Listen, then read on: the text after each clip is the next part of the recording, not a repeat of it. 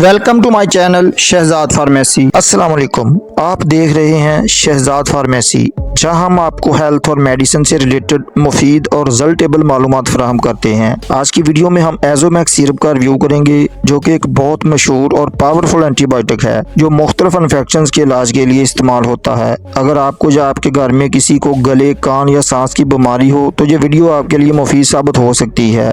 आज हम बात करेंगे कि एजोमैक्स सिरप को तैयार किस तरह करना है, उसका सही तरीका इस्तेमाल, उसकी price, users benefit, side effects और एहतियाती तदाबीर की बात करेंगे। तो वीडियो को आखिर तक जरूर देखें और अगर चैनल पर नए हैं तो सब्सक्राइब करना ना भूलें। इसकी बेसिक इन्फॉर्मेशन की बात कर लें तो ब्रांड नेम इसका एजोमैक्स है। ये 200 मिलीग्राम या मिलीलीटरों में बात करें तो 5 मिलीलीटर पर मुश्तमिल होता है। एजीपी फार्मा इसको तैयार करता है, जबकि ओबीएस फार्मा इसकी मार्केटिंग करता है। उसकी कीमत की बात कर लें तो 375 रुपये में हर मेडिकल स्टोर से मिल जाता है। अब बात कर लें इसमें मौजूद दवा की, तो इसमें एजिथ्रोमाइसिन एक पावरफुल एंटीबायोटिक दवा शामिल की गई है, जो कि ग्राम नेगेटिव और ग्राम पॉजिटिव दोनों किस्म के बैक्टीरिया के खिलाफ मुअस्सर साबित होती है। एजोमैक्स सिरप के यूजेस बेनिफिट्स की बात कर लें तो ये सिरप आमतौर पर बच्चों के लिए इस्तेमाल करवाया जाता है और बड़ों के लिए एजोमैक्स टेबलेट होती है। एजोमैक्स टेबलेट पर आप हमारी वीडियो देख सकते हैं। एजोमैक्स सिरप का इस्तेमाल बच्चों में टॉन्सिलाइटिस की बीमारी को दूर करने के लिए भी किया जाता है। यानी अगर आपके बच्चे को टॉन्सिल्स या गले में सूजन हो तो ये सिरप मुफीद साबित हो सकता है। उसके अलावा इसका इस्तेमाल बच्चों में ओटिटाइटिस मीडिया में करवाया जाता है, यानी कान में दर्द, इन्फेक्शन और सूजन को दूर करने के लिए भी डॉक्टर इस सिरप को तजवीज़ कर सकता है। उसके अलावा सांस की नाली में इन्फेक्शन हो जाए जिसकी वजह से बच्चों में निमोनिया हो जाता है, ब्रोंकाइटिस, फेफड़ों में इन्फेक्शन या रेशा जमा हो सकता है जिसकी वजह से सांस लेने में दुश्वारी होती है और छाती से सीटी जैसी आवाज़ें साफ सुनाई देती हैं। इन सूरतों में भी डॉक्टर इस सिरप को प्रेस्क्राइब करते हैं। उसके अलावा बच्चों में अगर किसी जख्म में बैक्टीरिया की वजह से इन्फेक्शन हो जाए तो ये सिरप मदद कर सकता है। बाज़ औक़ात ये सिरप खसरा या चिकन पॉक्स के बाद होने वाले इन्फेक्शंस के इलाज में भी तजवीज़ किया जाता है। उसके अलावा साइनोसाइट्स के इन्फेक्शंस में भी इस सिरप का इंतखाब किया जा सकता है। साइनोसाइट्स की वजह से नाक के दोनों तरफ कैविटीज़ में सूजन हो जाती है, बैक्टीरियल इन्फेक्शन या एलर्जी परेशान कर सकती है।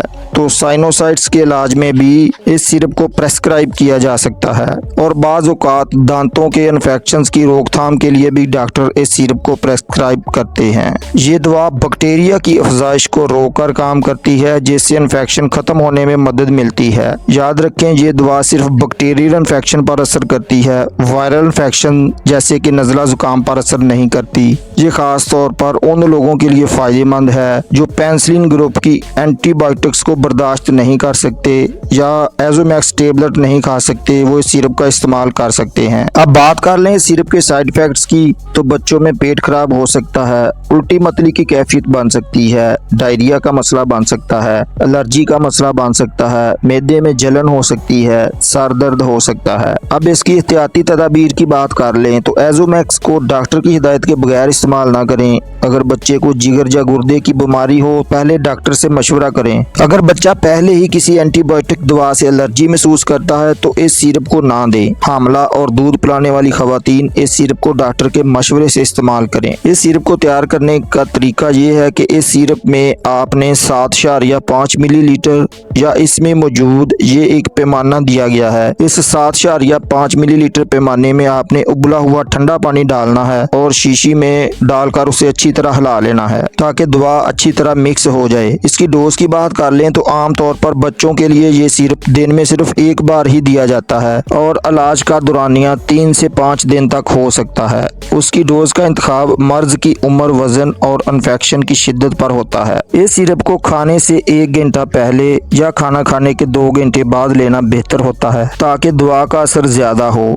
याद रखें, दवा को खुद से बंद ना करें चाहे आपकी तबीयत बेहतर महसूस हो। मुकम्मल कोर्स करना बहुत ज़रूरी होता है, वरना बैक्टीरिया मजीद मुज़ाहमत पैदा कर सकते हैं। अगर आपके जहन में कोई सवाल हो तो कमेंट में ज़रूर पूछें। अगर आपको ये मालूमात मुफीद लगी तो वीडियो को लाइक, शेयर और चैनल को सब्सक्राइब ज़रूर करें। अगली वीडियो तक अल्लाह हाफ़िज़।